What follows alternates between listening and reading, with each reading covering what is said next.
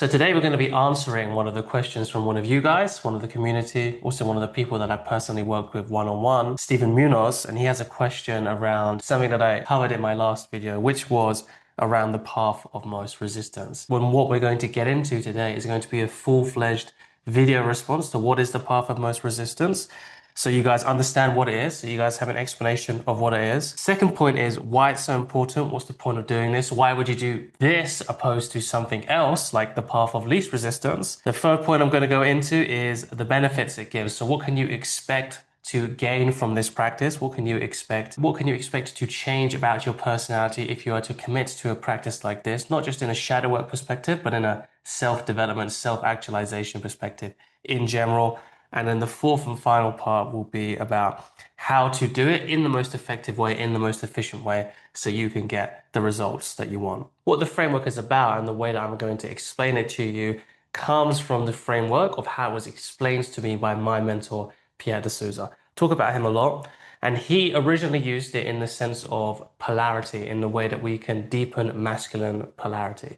Now, if you're a lady watching this, or someone who identifies with a more feminine polarity, remember that this is masculine, feminine, not male, female. We have this polarity within all of us, and it will only be beneficial, no matter if you lean more feminine or you lean more masculine, whatever that means to you. It will be beneficial for you regardless, because we have these aspects in and of themselves. So one of my other mentors, Kim Barter, talks about the animus and the anime, which is like the Greek word for a feminine spirit and a masculine spirit. And actually, when a big part of your journey shifts to a deeper level, a more profound level, is when you actually activate. If you're a man and you're more in touch with your masculine side, you interact and activate more of your animus, so your anime, the feminine part of your polarity, and that makes you a more whole and integrated, and in some ways actually more masculine version of yourself.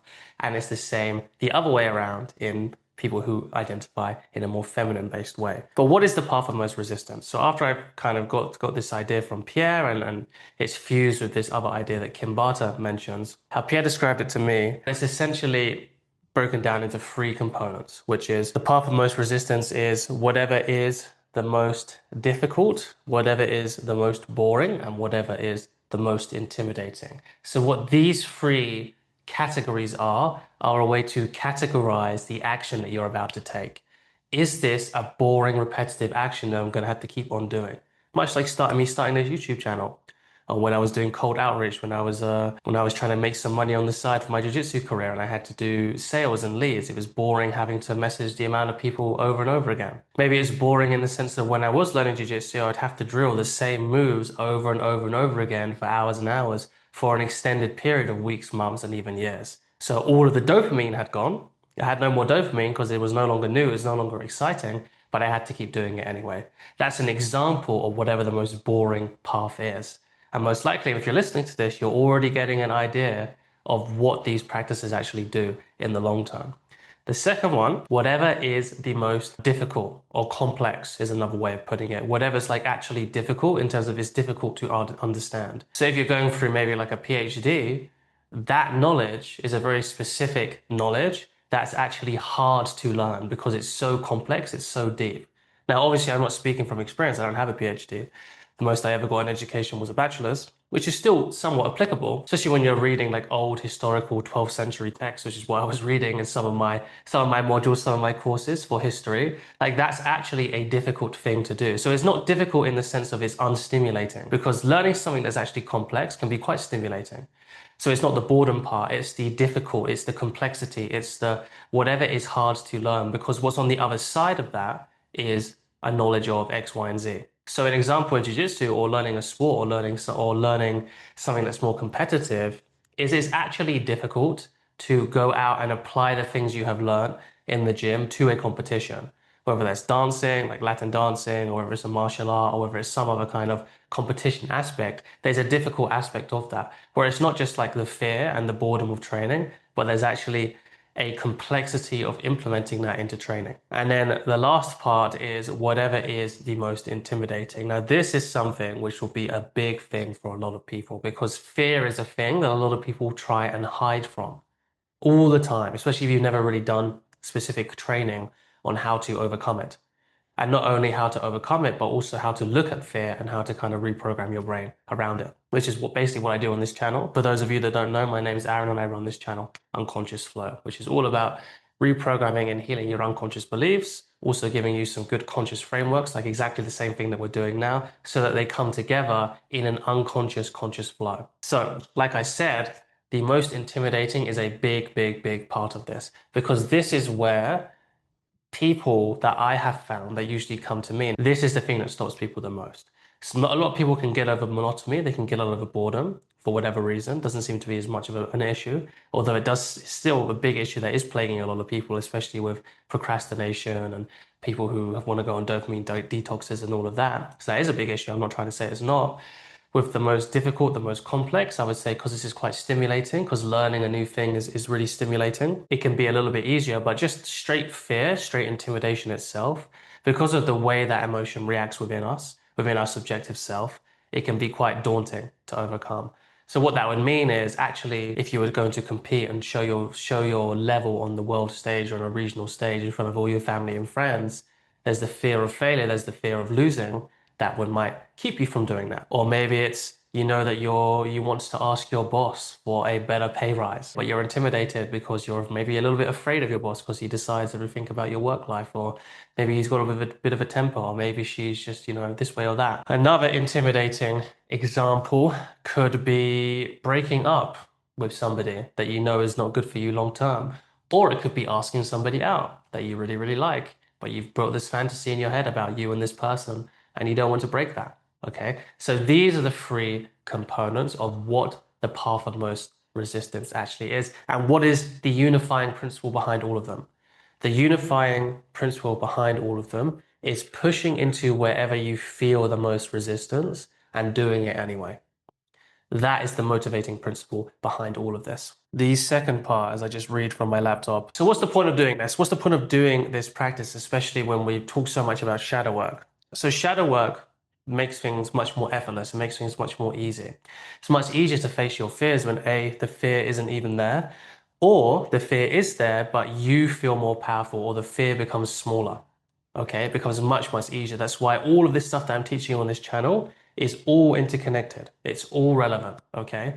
However, this as a practice, like as an actual doing practice, occupies a different space of self-actualization that shadow work does, that meditation does. Because there's the model which I learned from Ken Wilber in Sex, Ecology, and Spirituality, as well as all of his integral studies, which I would recommend to a lot of people. There is the waking up, which is a more meditational, spiritual practice. There is the growing up, which is a direct result of doing a good waking up practice, but also cleaning up all of your shadows. Cleaning up is the third part. So cleaning up is you have all these shadows, you have these insecurities, you have to actually heal those things before you can inhabit whatever stage you're at a healthy position. You have these three. So wake up, grow up, clean up. But then there's the fourth aspect, which is so, so, so important. It's also an integral part of the work that I do with people, of the mentorship that I do, which can't be overlooked, which is showing up. And this is where this practice is. You have to show up. You actually have to do things. You have to go out and risk failure and risk rejection and risk being said no and risk looking like a fool. You have to do all of these things in order to develop. And what I see so many times is people make this distinction between internal and external. Oh yeah, I'm just working on my internal state. Oh no, I like that internal stuff doesn't matter because you're just disowning things. You just have to go out and do things. Well, guys, you can do both. And you should be doing both because they're not mutually exclusive. There's a deep, deep rooted connection between those two. In fact, I would say they're the same things, just different expressions. So when you work on both, you're no longer disowning a whole section of your life. Okay. So why would you do this showing up practice? You would do this showing up practice if you know that you are not doing things because they are difficult, boring, or intimidating. And when you start to do these things that are more difficult, boring, and intimidating, I'm not just saying to do these things just for the fun of it, like just to do something boring because it's boring, like to go on like a 10-hour bus ride with nothing on you, right? That would actually be an interesting practice to do, actually, now I think about it, in a meditational kind of way. But for those of you that maybe don't like those more esoterical practices, the reason why I'm telling you to do this is I'm telling you to do it in a targeted way. What is intimidating, what is boring, and what is difficult in relation to where I want to go. So if you really want to crush it in learning a business, it doesn't make sense to do an intimidating comedy show, which you've never done before, if you have zero interest in doing stand-up comedy. Now, obviously, like I just spoke about in one of my last videos, there's a holistic way we can view life. So I would actually argue going and doing that stand-up comedy show and bombing would make you a lot more resilient. However, for those of you that don't have the time, you still have to prioritize. So if your goal is to be running a successful business, but you're currently not doing anything to go towards it, it's because of these three things, most likely, that you are avoiding. You're avoiding doing the boring work, you're avoiding doing difficult work, and you're afraid. So what this does is it gives you a really, really clear North Star, a really, really clear map to go out and do things. And also to realize that the obstacle in your way isn't just because people are mean and the world's out to get you. It's because you're not actually doing the things that need to be done. Now, there is arguments to be said, like, so obviously there are certain circumstances that we can't do anything about, but that's exactly true. We can't do anything about them. We can just do the best that we can. We can just do anything we can do with the tools we have been given. So what's the point of doing this? Well, as you start to realize, by doing more of these things, they become easier. So if these things that are holding you back no longer begin to hold you back, what does that do to your freedom of opportunity and your freedom to authentically express what you want to do, as well as just your personal power in the world? It improves all of them because you no longer have these chains, you no longer have these things holding you back. That's the reason that we do this practice. And it's also, as a third point, very easy in these circles to get lost in the philosophical and the abstract, like Stephen talks about.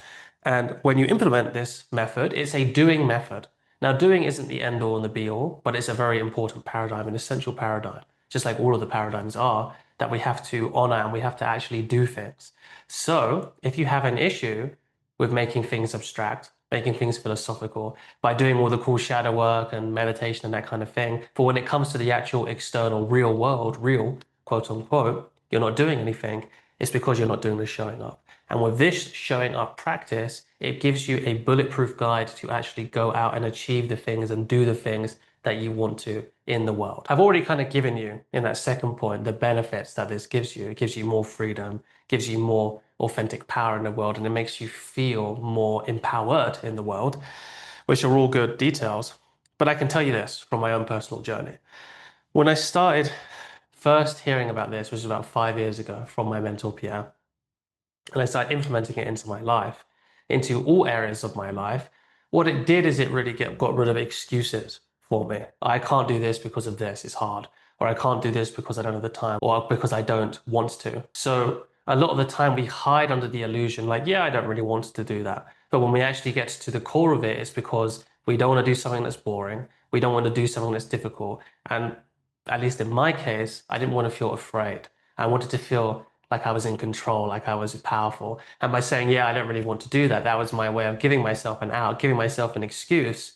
Whereas in fact, if I could just do that thing without any resistance, I would have done it. So what it did really powerfully in my life is it opened my eyes, it gave me a direction, and it stopped me from making excuses for myself. And when I could no longer make excuses for myself, actually what happened, first of all, is my life kind of went down. There was a certain amount of pain that brought up because I was no longer pushing away the reality of the world. I just accepted that, the reason I'm not doing these things is because I don't want to put in the work and I'm afraid. So at the beginning, that actually becomes more painful for you, which is exactly what you need to move from an avoidance cycle. An avoidance cycle is something that Kim Barter talks about, which is when we go down below our emotional state or our emotional kind of like safe zone. So if we go too below it or if we go too high, we just kind of emotionally regulate back into our emotional safe zone. Like you can go too high as if you get too manic or if you get too happy and you're not used to it, like you have some limiting beliefs around being happy,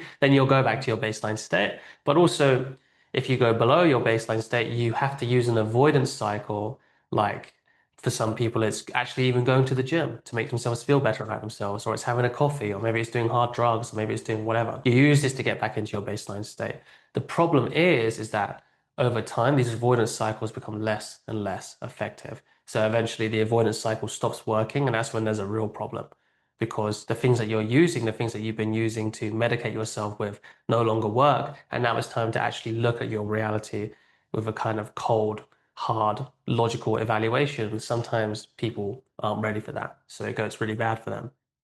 But for me, what I had done is I gotten rid of those avoidance cycles. So now I was just stuck feeling a little bit bad because I didn't really like how my life was going. I didn't really like where I was in my life or where I thought my life was going to go.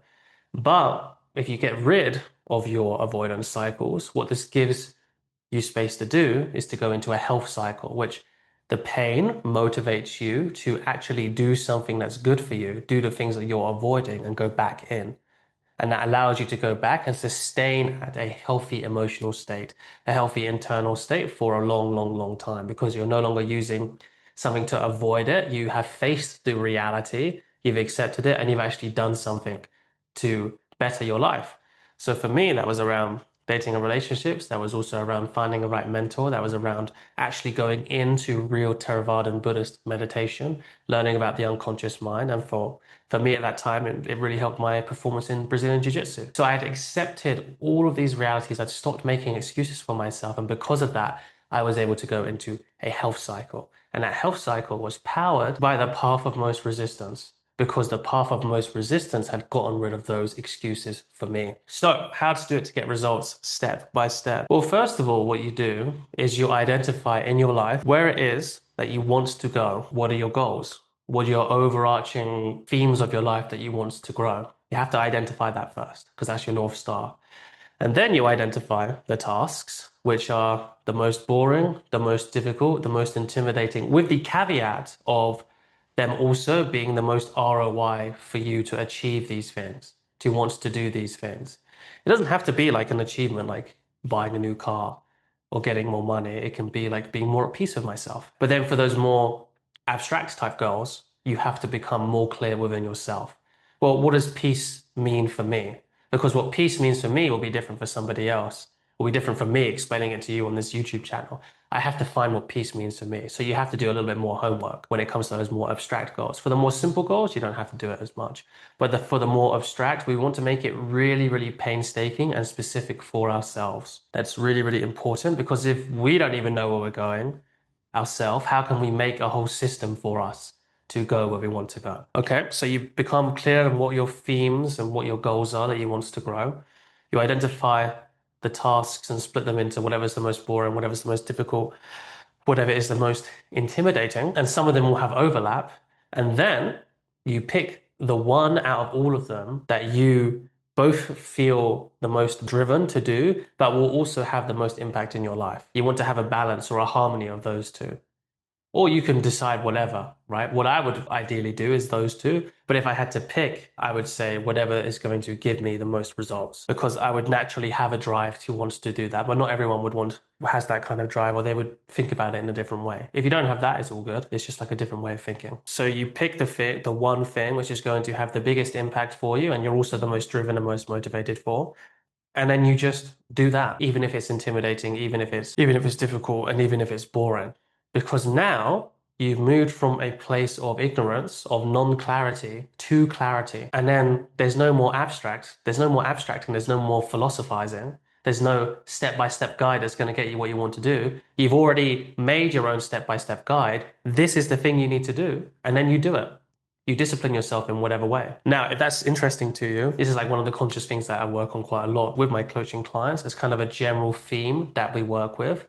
So it's going to come with shadow work. It's going to come with some more conscious coaching. It's also going to come with a lot more accountability. If that's something that's interesting to you guys, I do have my one-on-one link below because it can be a bit daunting on your own to just do this all on your own and just do the thing which you've been avoiding step by step. Although that's pretty much the limit of what I can give you guys in a free video because I'm not speaking to you face to face. So if you want something that's much more actionable and much more handheld, and also that will lead to a lasting transformational change, then like I said, I have my one-on-one link below. But here's a bonus for you, or not really a bonus for you. How do I use this in the map of everything that I've given you in this channel? You're going to have resistance to doing this thing, which is why you use shadow work and unconscious work to get rid of that resistance as much as possible, whilst also empowering yourself. Then you have some more meditational exercises, which is for mindfulness, which means that even if you are in a stressful situation or a situation which is tough for you to manage, because you've done all of this work about not being identified with that thing, it becomes less and less personal. And when something is less personal, it becomes easier to move through because you're no longer saying this is my fear. You're just saying this is just a fear inside of my body. So you become much, much less reactive to it. And then obviously, development isn't something that I necessarily go over in this channel, but the more developed you are, the more mature you are, the easier it becomes to be able to push through adversity because that is what maturity is. Hope this was really good for you guys, really useful for you guys. Hopefully that answers your question, Stephen. And I will see you on the next one.